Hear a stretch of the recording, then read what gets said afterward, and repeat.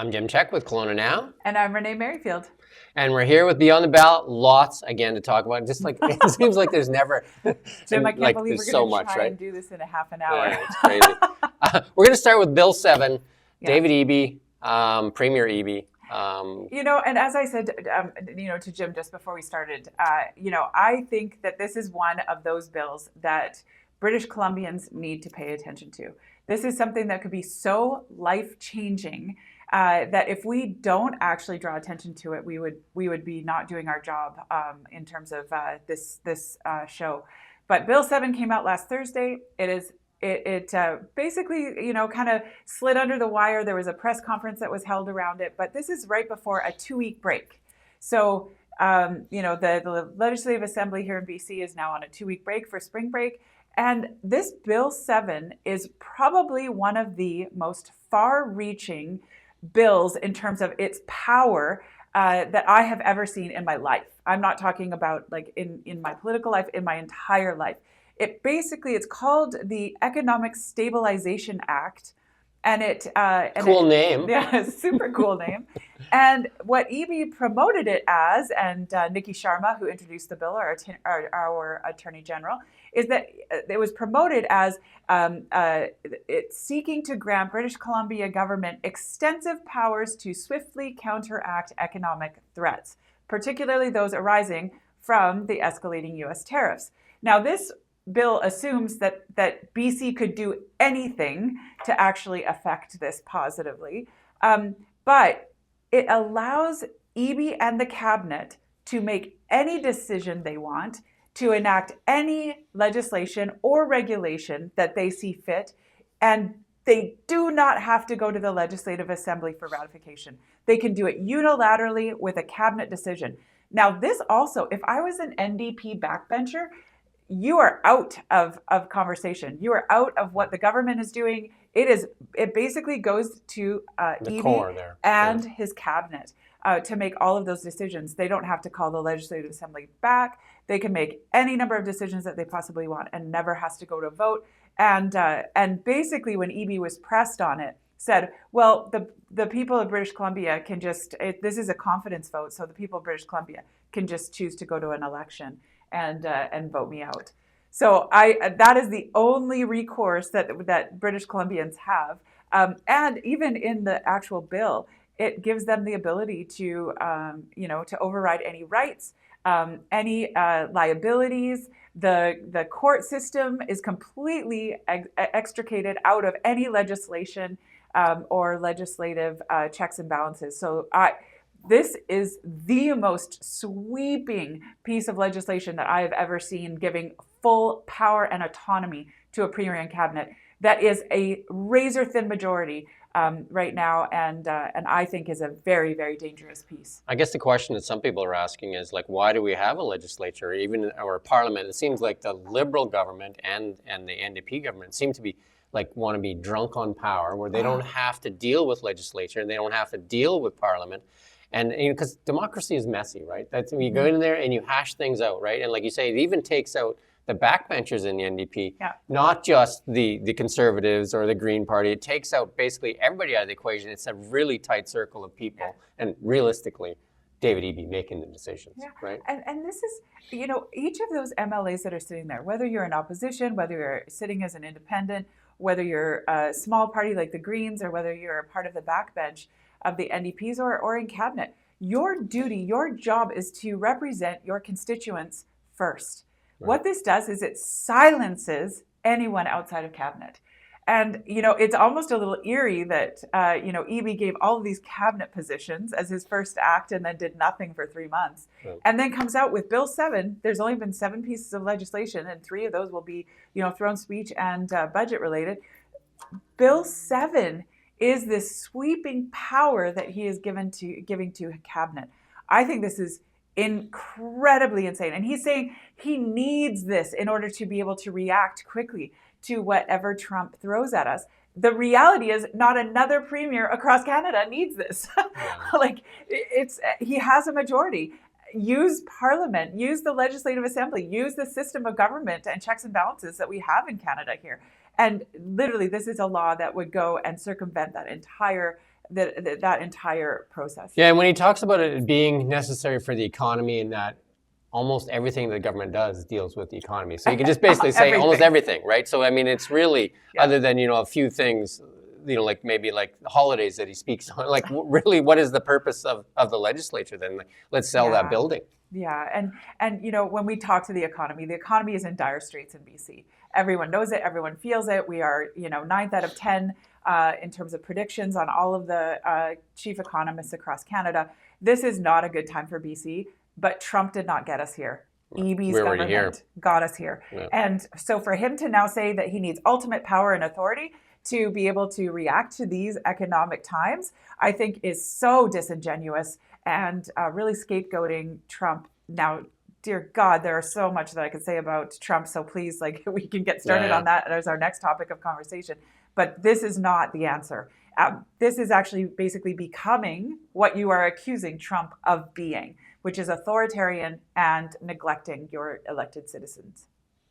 It doesn't make any sense. And our inflation up again in Canada, 2.6, and in BC higher as well.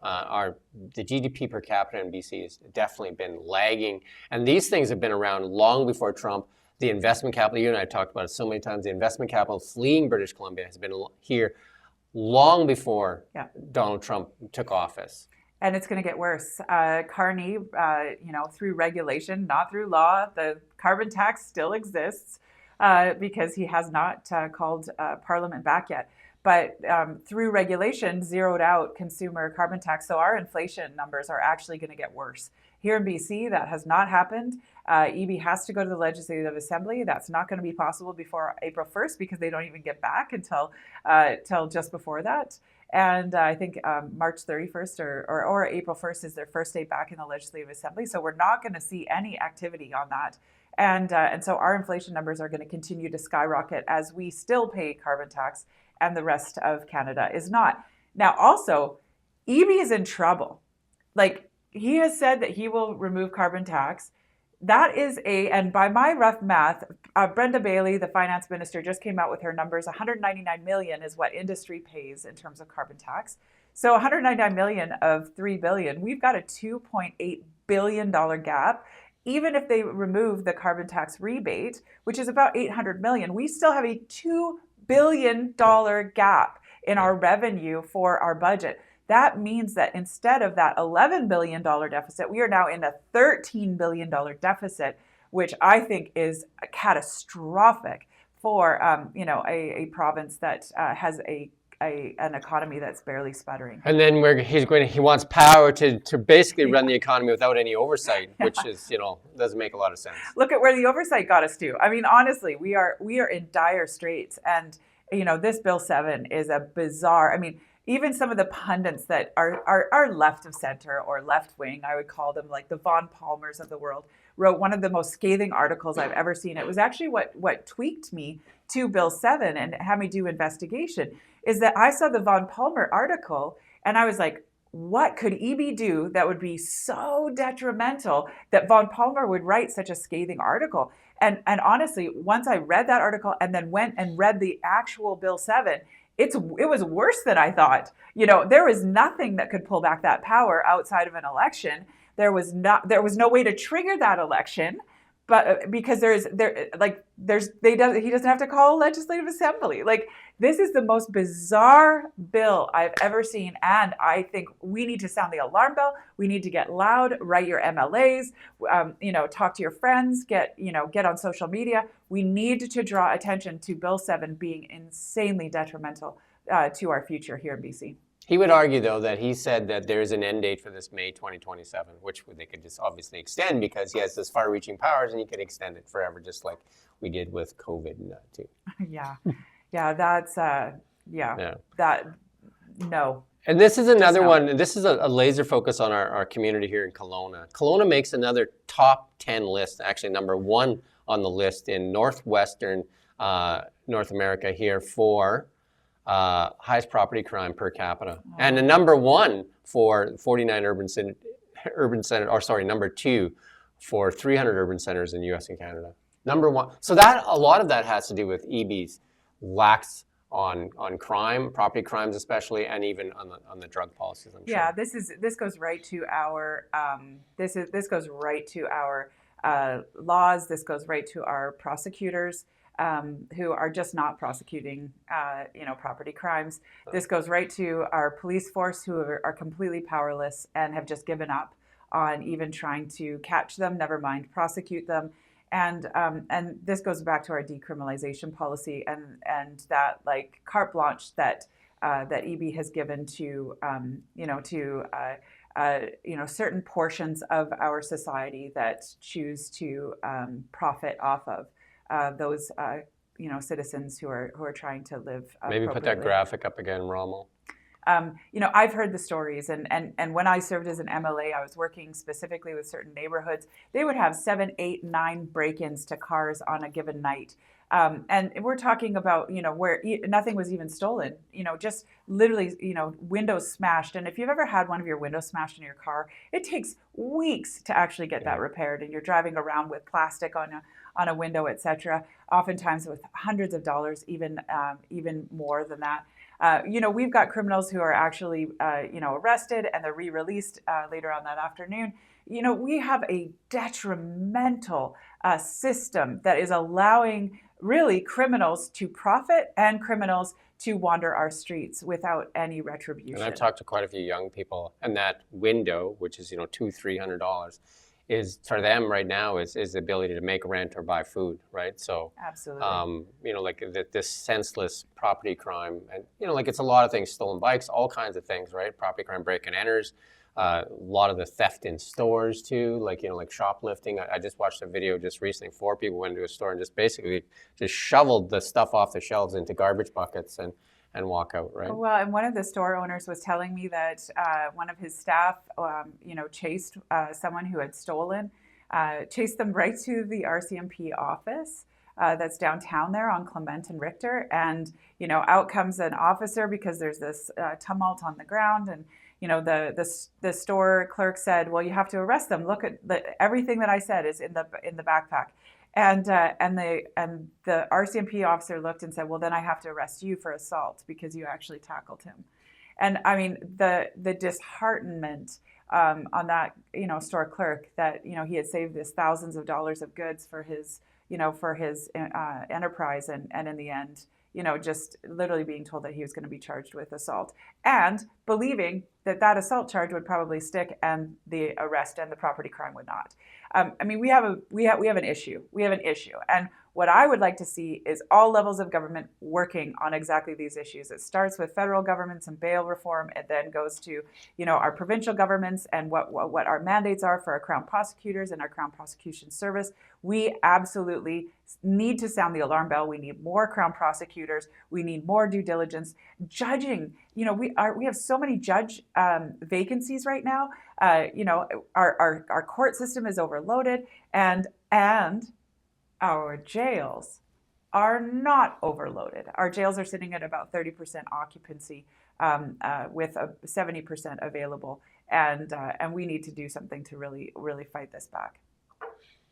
Yeah, you and I talk about energy a lot, and that's one of the things that British Columbia could do a way better job of. And Adrian Dix just came out. He's the new, he's running that department now. We'll see what he does with that, right? Adrian Dix said that they're going to raise, BC Hydro is going to raise the electricity cost 3.75 on April 1 and another 3.75 in the following year. So no carbon tax, but the electricity rates are going up, right? Yeah, and this is, for a government that has been very pro-electrification and pro-lowering of emissions, they quietly updated their website on the Clean BC site to say that our emissions actually went up by 3%. So whatever we are doing is not working. But in really making the case for electrification, people were told it's going to cost you less.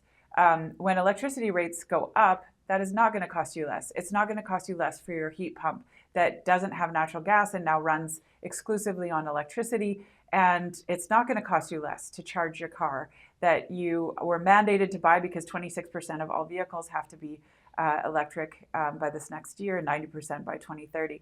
We are in a really tight catch-22. Our cost of living is going up. Our inflation is already up by 3.3%, higher than the rest of Canada, and this is going to further drive the cost of living higher. And clearly, this NDP government is out of touch with what the average citizen is really struggling with right now. And the sad reality is that we have access to tons of LNG.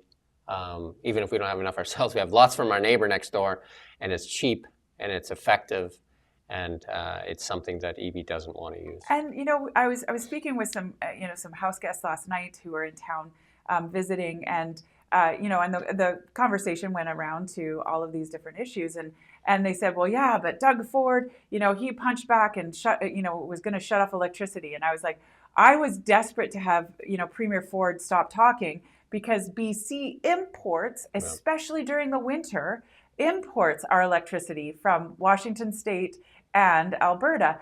We import it from Washington State because they are using coal and natural gas to create it, and we can't create enough with our hydroelectricity because in the wintertime they're frozen and they're not running in the same way. So I'm sitting there going, we are so reliant on the US for our electricity production. We don't have, and then we don't have to count that coal burning or that LNG burning in our emissions.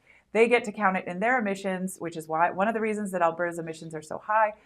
But we get to benefit. We can wag our finger at them, though. Oh yeah, we can wag our finger and buy their electricity. We can do the finger wag and benefit. There you go. And then talking about tit for tat stuff, Eby with his threat of charging trucks to go to Alaska, the senator from Alaska has reached back and said maybe the cruise ships that like BC relies on will just bypass BC ports. Well, and the one thing that Eby needs to recognize is the Alaska Highway was actually built by the U.S. They paid for it, they built it, and in doing so, we signed a treaty way back, way back when, that said we would never charge United States vehicles for travel on that actual highway. So we would be going against international law. We could be tried at an international tribunal. And so Eby's threat is really, really nothing more than performative and a lot of hot air. That is not something that we could do without a lot of blowback from an international space, and one that I don't think that people would find too compelling on our part. Let's switch gears to the federal side of the... But can I just say one more thing? Sure. I want everyone to remember that during COVID, those cruise ships stopped coming. They stopped coming to Victoria and they stopped coming to Vancouver. The impact was massive to those cities and to the tourism dollars that were created. I don't think that we can underestimate what that threat actually means. Yeah. And there is a law that requires those cruise ships that are going from, let's say, Seattle to Anchorage, Alaska. They are required to stop right now in Canada, and that's what the pushback is. We can just remove that as law and actually not have them stop, and that's going to adversely affect your economy.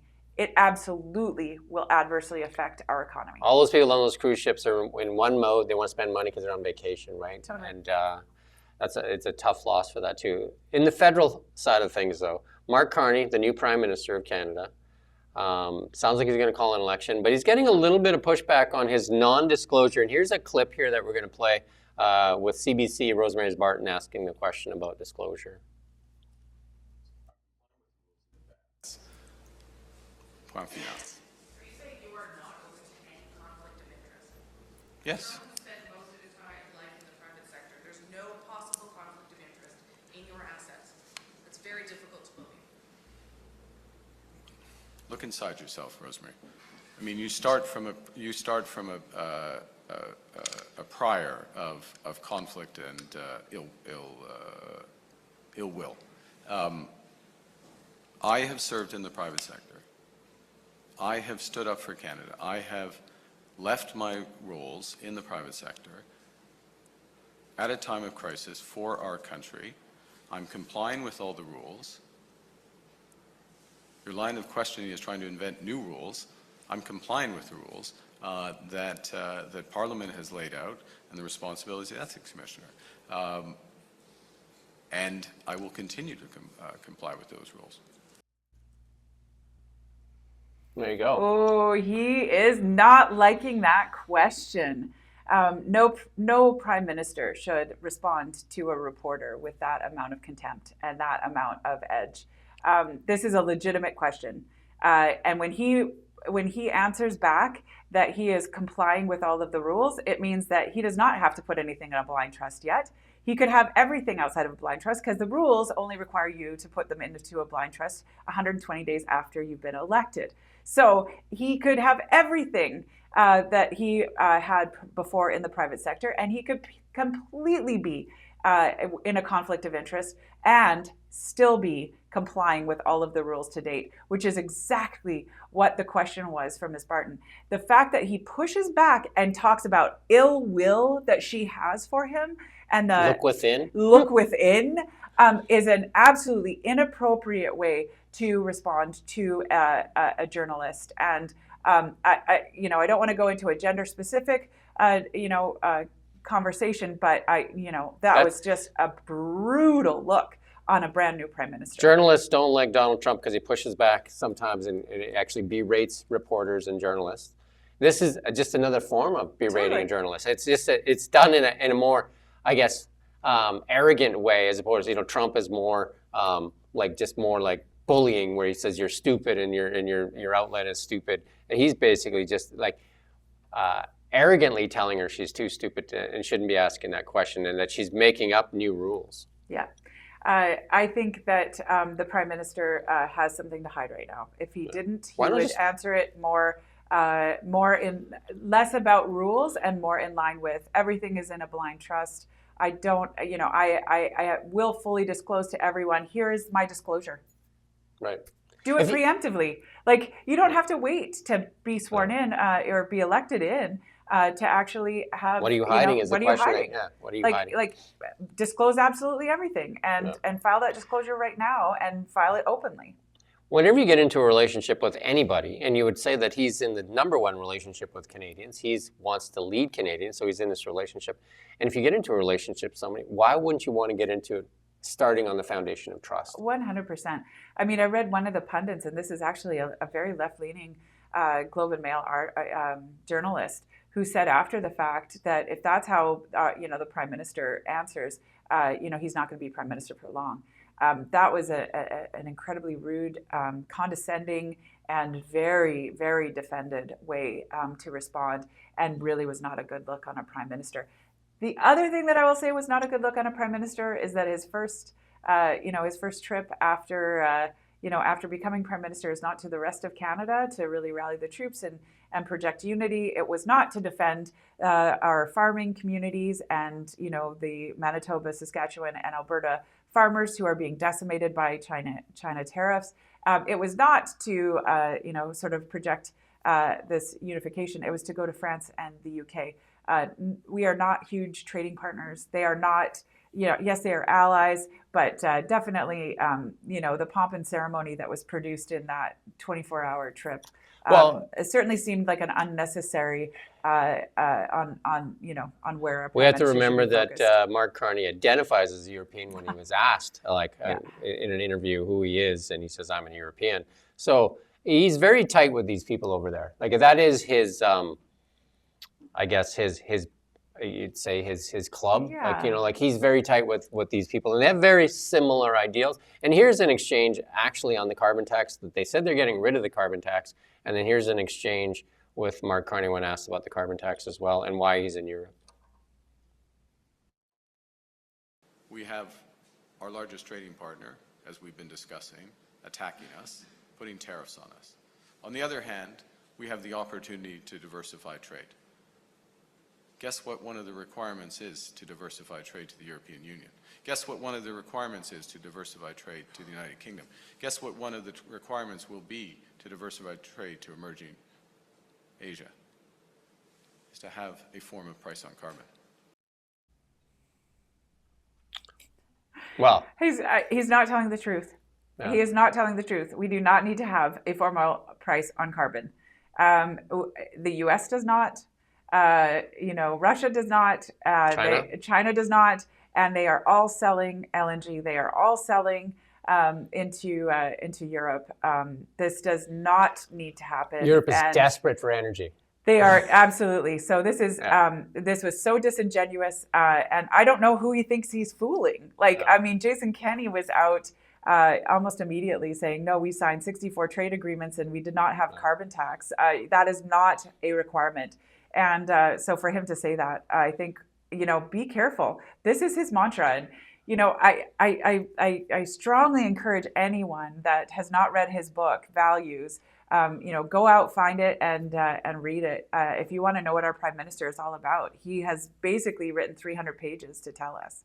Yeah, it's just the energy thing is such a tough thing because that's Canada's biggest export. That's what we have, right? It is our magic. It's Yeah. what we need to be focused on. It is really the biggest thing we have. Like there is nothing that even comes as a close second, and it isn't semiconductors, as he said. We don't sell semiconductors. No, we don't create them. And then when he said at the end there, he said, or to emerging Asia, and I'm just thinking Asia, China, and India, like together they have more than half the world's population. Yeah. They wouldn't require carbon tax. No. Right? And really right now is the only thing to combat where we're at right now with our United States neighbor and with Trump is to get pipelines out to our ports and to get our energy and our resources to other trading partners. This, having carbon tax does not do that for us. It does not actually make us more attractive in any way, shape, or form. So it's completely disingenuous for him to say anything to that effect. Is basically because he believes so strongly in carbon pricing and how that lowers emissions. However, that has not proven true in BC, where our emissions have gone up despite having one of the most aggressive forms of carbon tax in all of Canada. And this goes full circle, the disclosure, Brookfield Asset Management, part of that model is carbon credits. Do you know what I mean? So if he can get governments and that to buy carbon credits, and then part of that, his company company profits sells carbon credits, and they've also been there's allegedly they've been cheating on their carbon credits as well. Oh yeah, I mean Brookfield has. I mean you can Google it; it's public information. But they've been definitely accused of greenwashing and not actually being above board on some of their business practices. So not a great example. Definitely a conflict. Definitely something that should be disclosed. So if he is out there saying that we need a price on carbon, and at the same time still has his shares not in a blind trust with Brookfield or in any way could be in conflict, it should be disclosed, and we don't have that. Right the last thing we're going to talk about, because we're just creeping over that half-hour mark, is this is surprising to many people. It looks like the Liberals are moving into majority territory, and but the real big loser though is the NDP. Absolutely, the Liberals aren't taking a lot. I mean, they are taking some, but they're not taking a lot from the Conservatives. I have seen other polls that do not show the same result. But what I would say is that Carney's results will be the highest today than they will ever be. It's a honeymoon, yeah. This is a honeymoon phase. We saw that with Kamala Harris in the United States. It would look like she was going to swing to a full majority and win as president. And that was definitely not the case. So it will be very interesting. The other thing right now is that Carney's getting all the airtime. And once an election is called, there has to be equal airtime for the different leaders and the different parties. So that will definitely change the trajectory of where we're going and how how things look. Trudeau, leadership crisis, that's what got him kicked out. If you look at this, though, do you think Jagmeet Singh, that the NDP should also be looking at a leadership crisis there? 100%. Jug needs to be gone. I don't know what he is doing for them right now, but it is certainly not anything good. Yeah, I mean, he kind of gets up there all the time and says stuff that is like, it's almost like it makes you feel embarrassed as a Canadian when he says these things, and you're just like, really? Did you need to say that, right? Yes, very much so. And I think Kash Patel from the FBI, the new FBI director, said that if Jagmeet Singh goes to the United States, he'll be arrested and deported to India to face judgment there. Wow. Well, I can't say I haven't read that one, so I don't know that was from one. Kash Patel saying that the Indian government wants him for questioning. Oh wow, that's scary times. Yeah. Scary times. It's a weird world for sure. That's That's over our half hour. That's 40 minutes, and we're trying to keep this to 30 minutes. But there's so much to talk about. There all is the so much time. to talk about. I don't know if like every week. That's really hard. That's really, really hard. Just a couple of small topics, I guess. I guess they're not small, but they're huge because they're of significance, though, in political realm. JFK files are supposed to be released today. And JFK is one of the most storied Democrats ever. And, it's been subject of so many conspiracy theories. I'm hoping we're going to get more documents than we got out of the Jeffrey Epstein stuff, which was a nothing burger. There's supposedly more coming, but it would be good if they released all of it and didn't hold something back so it doesn't look like, again, a disappointment. Yeah, I fully agree. I hope that we have more there. I'm probably more interested in the Jeffrey Epstein, especially Right. with Mark 'Cause Carney's there's some alleged stuff there, relationship there. Than I am on the JFK. JFK is kind of like over and done in my mind, but I totally understand that maybe not. But I do think that seeing some better things there would be better than not. I want to end on a little bit of a different note. Sure. There was an Ipsos poll out this last week that showed that 43% of our 18 to 34-year-olds would become Americans if there was the ability to have all of their assets equalized into an American dollar. Yeah. Scary number. Disenfranchised kids. Disenfranchised kids. We Yeah. need to pay attention, and we need to do something that's pretty different. They've been left behind. They really have. Hope for a house, almost gone. Hope for decent jobs, high taxation. It's really disenfranchising the youth for sure, right? Like, when I grew up, I knew I was going to buy a house. It just, it was a matter of when, right? Because houses were fairly reasonable, right? Like, it was rent and a house payment was very much the same, and the down payment wasn't. As for my first house, I think it was $10,000 down. Totally. Right? Yeah. Here's Nowadays, right? Here's another one from that same poll. 20%, that's 1 in 5 Canadians, believe that unification with America is inevitable, and it is only a matter of time before Canada and the U.S. merge. Yeah. Again, really shocking statistic. And then the last one from that same poll, 27% or over 1/4 of Canadians believe that Quebec, Alberta, or both will separate from the rest of the country within the next 10 years. We need a strong prime minister who can actually unify us, give us a vision, and actually have us. Well, moving 10 forward. years of a post-national state by Justin Trudeau were saying that we didn't have an identity. It really didn't help. And it's just recently that they've tried to wrap the flag around themselves because it helps themselves. But until we address our youth here, we're not going to get that national identity that can't, it's very proud to be a Canadian. I remember even Jean Chrétien would said, we need more Canadas around the globe. But I would say many youth don't feel that way right now. So we need to fix it. We need to fix it well. Like, housing starts are down again. Oh, yeah. Plummeted.